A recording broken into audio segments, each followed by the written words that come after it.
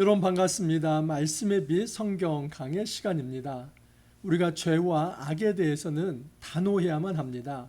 왜냐하면 하나님께서 죄와 악에 대해서 단호하게 심판하시기 때문입니다. 하나님의 판단은 흐리지 않습니다. 하나님의 판단은 불명확하지 않습니다. 하나님께서는 선과 악을 분명하게 구분하시고 선한 자에 대해서는 하나님이 상을 주시지만 악한 자에 대해서는 하나님께서 반드시 벌을 주시고 심판하십니다. 그러므로 우리가 이 요한계시록 말씀을 읽으면서 깨달아야 할 교훈은 죄의 세력과 연대해서는 안 된다 하는 것입니다. 여러분, 죄와 악에 대해서 목사님 무엇이 죄이고 무엇이 악인지 잘 모르겠는데요. 어떤 때는 이것이 정말 죄이고 악인지 잘 이제 알 수 없을 정도로 헷갈리는 것이 있습니다. 그런데 여러분 정말 그렇습니까?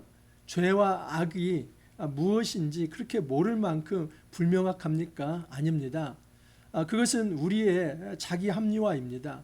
뭔가 내가 잘못한 것을 정당화하고 싶을 때 이런 정도는 죄가 아니다 그 생각을 합리화하고 싶을 때 말하고 싶은 것이지 사실은 이 죄가 무엇인지 악이 무엇인지는 너무나 명확합니다.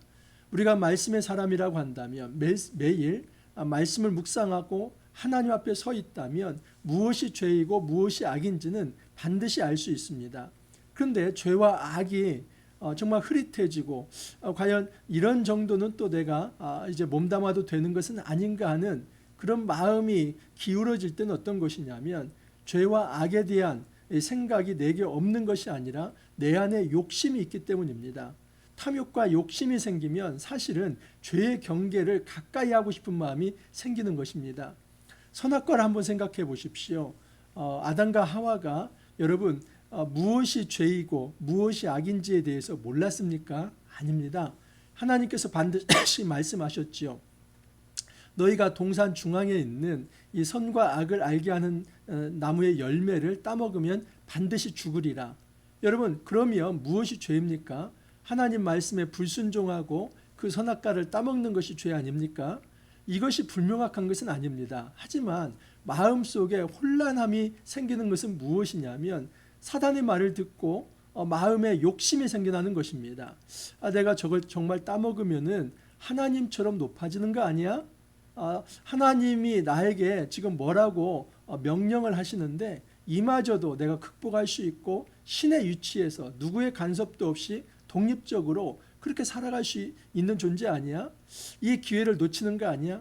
여러분 이 모든 것이 무엇입니까? 마음의 탐욕이죠. 마음의 탐욕이 생겨나는 순간 하나님 말씀이 흐려지는 것입니다.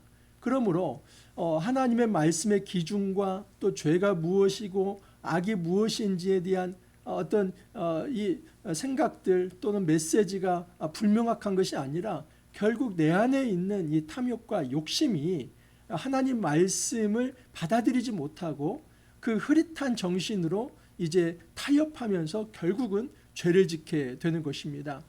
주님은 우리에게 말씀합니다. 제발 죄와 죄의 세력에 대해서 악의 세력에 대해서 타협하지 말라.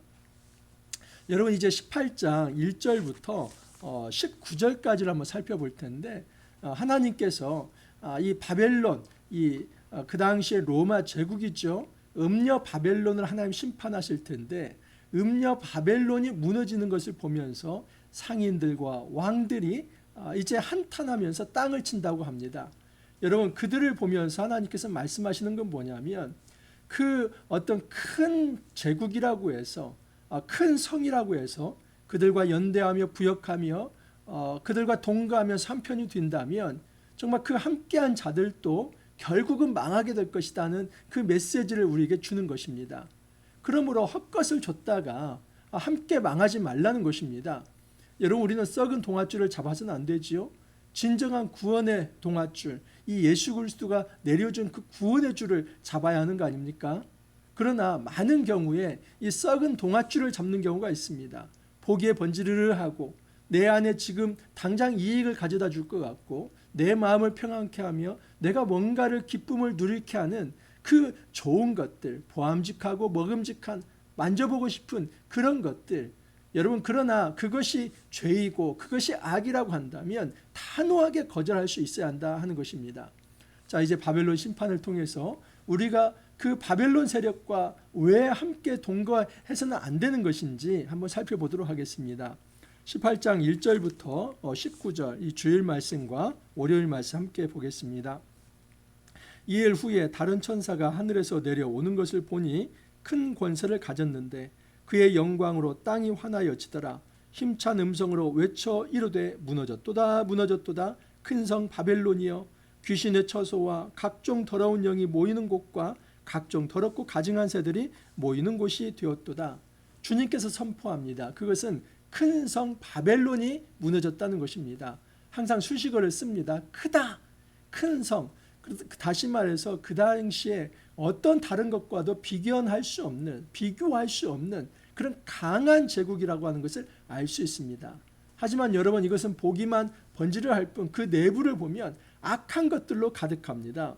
귀신의 처소, 각종 더러운 영, 그리고 각종 더럽고 가증한 새들이 다 모였다고 합니다. 여러분, 이 악과 죄의 어떤 집합소, 본산과 같은 곳이 이 바벨론 제국이다 하는 것을 알 수 있지요. 그래서 여러분, 크다는 것에 우리는 거기에 현혹되어서도 안 되고 큰 것 때문에 우리가 기가 눌려서도 안 됩니다. 여러분, 규모 때문에 우리가 우리의 영혼을 팔아먹는다면 그것은 대단히 잘못된 것입니다. 우리는 규모에 속아서는 안 됩니다. 아무리 크다 할지라도 그것이 악이라고 한다면 그것은 나에게 구원의 줄이 될 수 없다는 것. 정말 큰 성 바벨론도 한순간에 무너질 수 있다는 것을 분명히 우리는 생각해야만 합니다. 그 음행의 진노의 포도주로 말미암아 만국이 무너졌으며 또 왕들이 그와 더불어 음행하였으며 땅의 상인들도 그 사치의 세력으로 치부하였도다. 자, 이 3절이 이제 개관과 같은 말씀입니다. 그래서 4절 이하에서는 이 왕들이 어떻게 땅을 치는지 또 땅의 상인들이 어떻게 한탄하는지 그 자세한 내용을 보여주는 겁니다. 그래서 이 18장 1절부터 19절까지 전체의 말씀을 요약한 것이 3절의 말씀입니다. 이 바벨론이 무너질 때 땅의 왕들이 한탄을 합니다. 그리고 땅의 상인들이 한탄합니다. 왜 그렇겠습니까? 그 큰 성 바벨론과 부역해서 치부했던 자들, 그 큰 성 바벨론에 이제 봉사하면서 유익을 얻었던 그 땅의 왕들, 그리고 상인들, 어떤 이익을 이제 얻으면서 그렇게 치부했던 그 사람들이 이제는 바벨론이 무너지면서 자기도 함께 무너질 그런 신세가 된 것 때문에 한탄하며 땅을 치는 것입니다. 4절을 보면 또 내가 들으니 하늘로부터 음성이 나서 이르되 내 백성아 거기서 나와 그의 죄에 참여하지 말고 그가 받을 재앙들을 받지 말라. 그의 죄는 하늘에 사무쳤으며 하나님은 그의 불의한 일을 기억하신지라. 이것이 메시지입니다.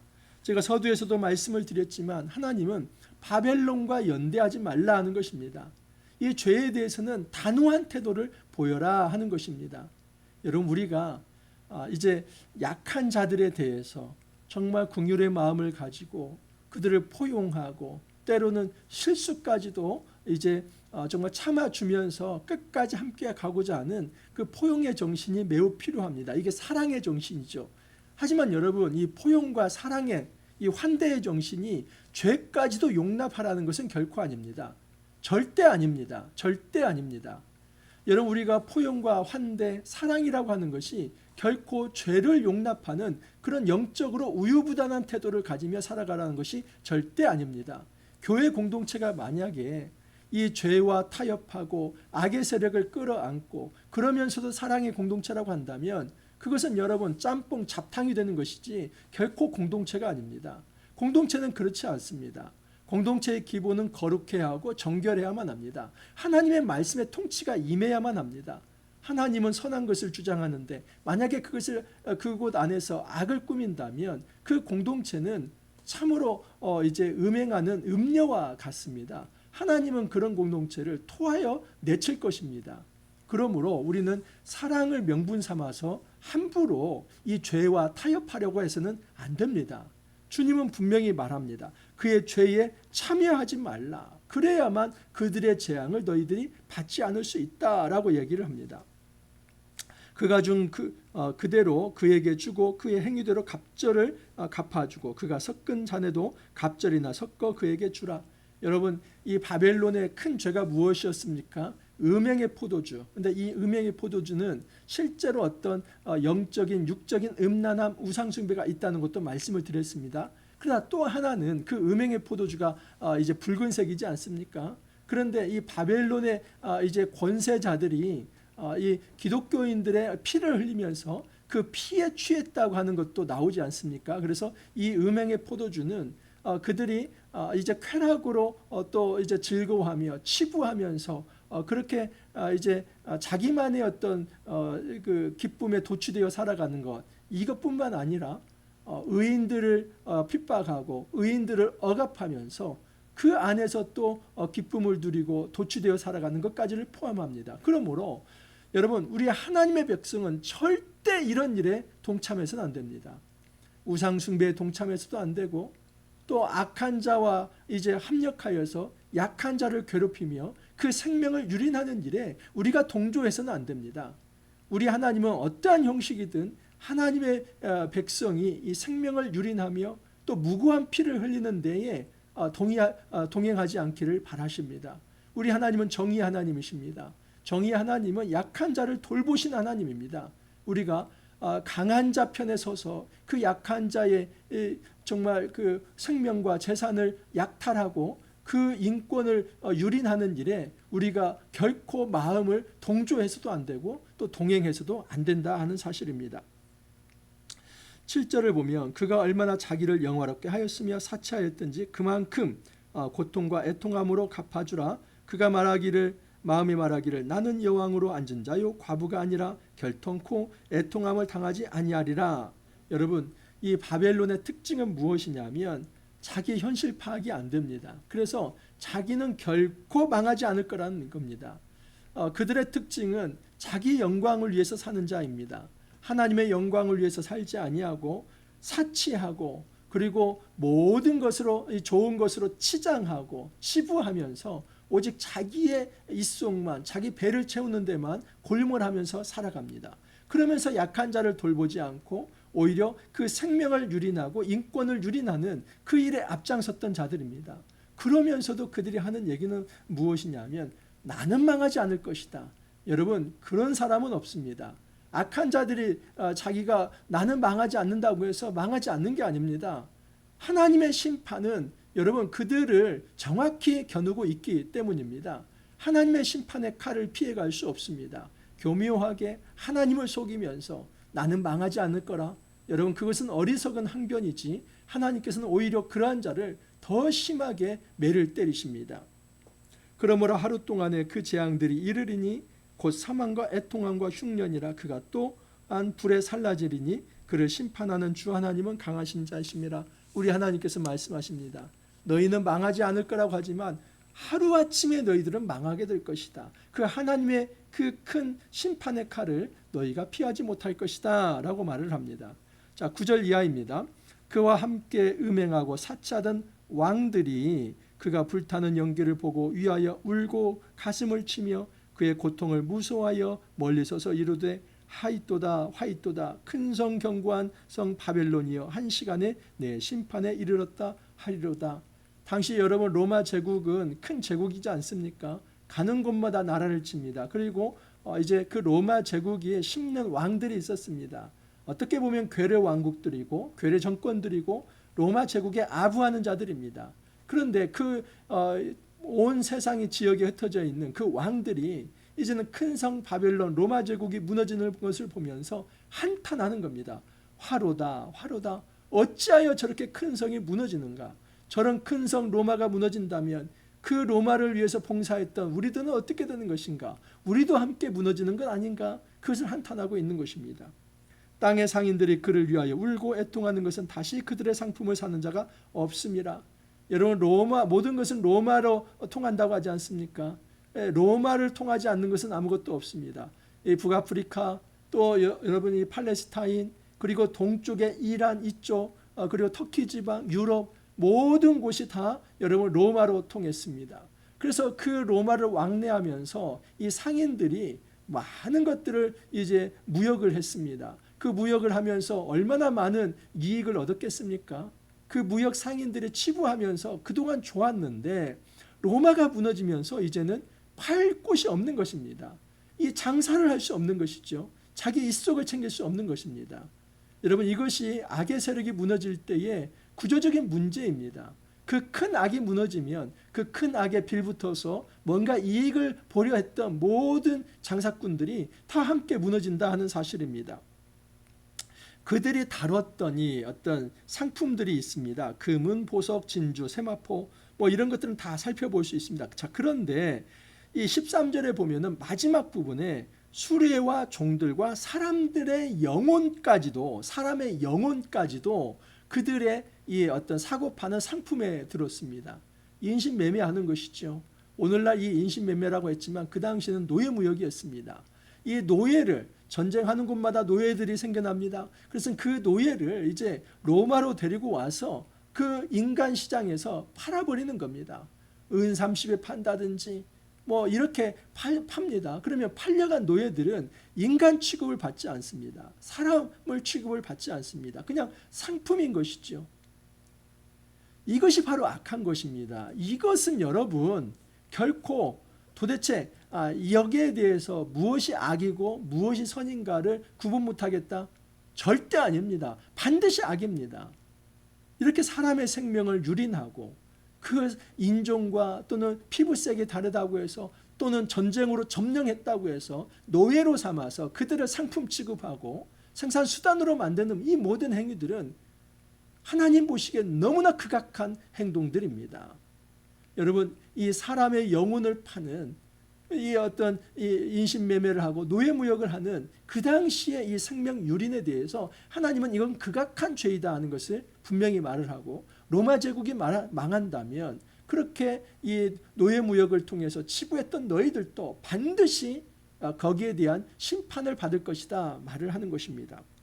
바벨론아, 내 영혼이 탐하던 과일이 내게서 떠났으며 맛있는 것들과 빛난 것들이 다 없어졌으니 사람들이 결코 이것들을 다시 보지 못하리로다. 여러분, 바벨론 제국이 망할 때에 많은 것들이 함께 망합니다. 특별히 바벨론과 함께 했던 이 부역자들이 더 이상 이익을 내지 못합니다. 그러므로 우리는 이 세상에 존재하는 크다고 하는 것에 여러분 거기에 함부로 우리의 영혼을 팔아서는 안 됩니다. 뭔가 규모가 크면 있겠다, 뭔가 있겠다. 있기는 뭐가 있습니까? 여러분, 규모가 크든 작든 우리가 따져야 할 것은 과연 그 단체와 그 조직이 그리고 그 사람들이 하나님 말씀에 정의롭게 행동하는가, 그걸 따져봐야만 합니다. 아무리 큰 집단이라 할지라도, 아무리 큰 어떤 자원과 재원을 가지고 있는 곳이라 할지라도 그들이 만약에 하나님의 백성의 영혼들을 유린하고 그들을 정말 지옥으로 끌어가는 그 나쁜 행동을 한다면 그 모든 곳은 심판받을 곳이지, 거기에 절대 우리가 정신을 팔아서도 안 되고 우리가 부역해서도 안 됩니다. 이 세상의 모든 악에 대해서는 단호하게 선언해야만 합니다. 끊어내야만 합니다. 우리는 너희와 함께할 어떤 지분도 없다. 우리는 악과 동행하지 않을 것이다. 우리가 태도를 분명히 해야만 합니다. 바벨론으로 말미암아 치부한 이 상품의 상인들이 그의 고통을 무서워하여 멀리 서서 울고 애통하여 이르되 화이또다 화이또다 큰 성이여 세마포 옷과 자주 옷과 붉은 옷을 입고 금과 보석과 진주로 꾸민 것인데 그러한 부가 한 시간에 망하였도다. 얼마 만에 망합니까? 한 시간에 망합니다. 100년 동안 쌓았던 부라 할지라도 단 한 시간에 망할 것입니다. 그러므로 우리는 지금 얼마만큼 많이 쌓았는가, 우리가 얼마나 치적을 올렸는가, 얼마나 많은 치부를 했는가, 이거 따져볼 것이 아니라 지금 하나님 앞에서 정의로운가, 하나님의 말씀에 공의롭게 주의 말씀에 순종하면서 충성하면서 신실하게 살아가는가, 그거 따져봐야만 합니다. 이 질적인 것을 따져봐야지 양적으로 내가 얼마나 치부했는가, 여러분 그 아무 소용없습니다. 하나님께서 불어버리면 한 시간에 날아갈 것들입니다. 모든 선장과 각처를 다니는 성객들과 선원들과 바다에서 일하는 자들이 멀리 서서 그가 불타는 연기를 보고 외쳐 이르되 이 큰 성과 같은 성이 어디 있느냐 하며, 여러분 그 바벨론이 무너지면서 이제는 그 전 세계를 오가갔던 이 배를 이제 운행하던 선장 또 성객들 선원들 다 한탄할 거라고 합니다. 그러면서 티끌을 자기 머리에 뿌리고 울며 애통하여 외쳐 이르되 화이토다 화이토다 이 큰 성이여 바다에서 배부리는 모든 자들이 너의 보배로운 상품으로 치부하였더니 한 시간에 망하였도다. 여러분, 아무리 큰 제국이라 할지라도 악하다면 하나님의 심판의 대상입니다. 그러므로 우리는 크다 하는 것 때문에 현혹되어서는 안 됩니다. 규모가 크면 그곳은 다 의롭고 정의롭고 바를 것이다. 여러분, 이것은 착각입니다. 절대 그렇게 규모로 판단하지 마십시오. 교회도 여러분 큰 것 작은 것으로 판단하지 마십시오. 이단도 정말 그 교세가 얼마나 크다 하는 거 그걸로 판단하지 마십시오. 누가 얼마나 권력을 많이 가졌는가 그걸로 판단하지 마십시오. 어떤 사람이 재물을 많이 가져서 부자인가 아니면 가난한가 그것으로 판단하지 마십시오. 그것은 판단 기준이 될 수 없습니다.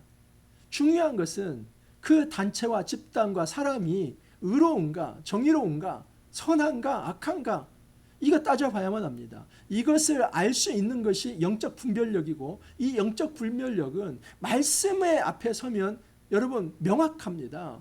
절대 불명확한 게 아닙니다.